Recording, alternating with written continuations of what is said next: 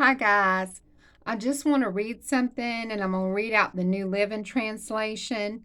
You can read the King James Version too. The New Living, I think, just puts it out better in plain English for people. Jesus said, and Christ is talking, there was a certain rich man who was splendidly clothed, and who lived each day in luxury. At his door lay a diseased beggar named Lazarus. As Lazarus lay there longing for scraps from the rich man's table, the dogs would come and lick his open sores. Finally, the beggar died and was carried by angels to be with Abraham. The rich man also died and was buried, and his soul went to the place of the dead. There in torment, he saw Lazarus in a far distance with Abraham.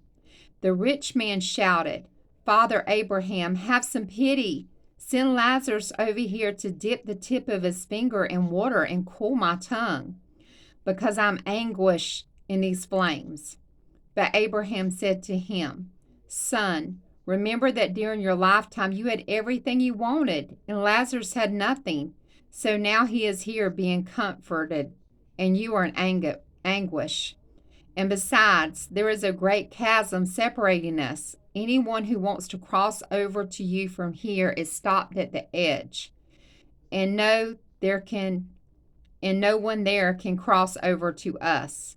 Then the rich man said, "Please, Father Abraham, send him to my father's house, for I have 5 brothers, and I want him to warn them about this place of torment, so they don't have to come here when they die.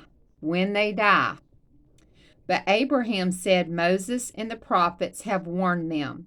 Your brother can read their writings any time they want to." The rich man replied, "No, Father Abraham, but if someone is sent from the dead, then they will turn from their sins." But Abraham said, "If they won't listen to Moses and the prophets, they won't listen even if someone rises from the dead." Again, this was Jesus. This is Luke chapter 16, verse 19 through 31. Okay? Wow. And it's kind of like, for some reason, when I read the end of that, they won't even listen to someone who rises from the dead. If they won't listen to Moses and the prophets, they won't listen even if someone rises from the dead. And we've talked about it being the last days and not taking the mark, or literally, it's going on in other lands now.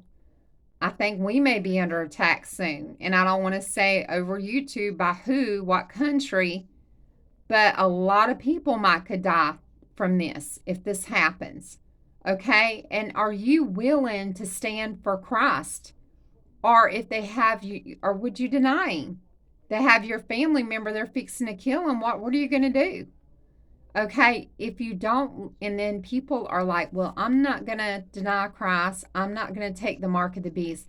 If you won't live for God now, when there's a strong delusion, the Bible talks about, how are you going to live for Christ then, or make that decision? And it's a covenant with Jesus, and you love him. So are you going to be able to do that then just because? Anyway, and for those who say there's not a hell, like he said, that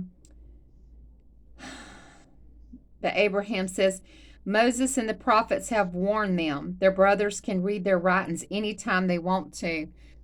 You can read the Bible for yourself. Okay, anytime you want to. The New Testament is Christ talking. To be a Christian and to be a covenant with Christ is to listen and follow his words. And honestly, guys, I love all you guys. And I don't want to see anybody missing it, but I don't want anybody to try to point their finger at me and say I didn't try to warn them. There's a hell, a real hell, and there's a real heaven. Now, according to the scriptures, how things are going to go later, the Lord's going to redo the earth and bring the righteous here to live. But okay, you don't want to miss that being with Christ. It's all going to be good and it's all going to be glorious. And there's things beyond our comprehension, our mind, or can even think of the things that God has in store for his children. So this world and stuff, there's what do you have in your life that's worth going to hell for? And if you're not living for God, don't you feel that void? That void can only be filled with your creator. And it is a beautiful thing being held under the wing of God. So just think about it. I mean, it's your soul. You might not wake up in the morning. Think about it.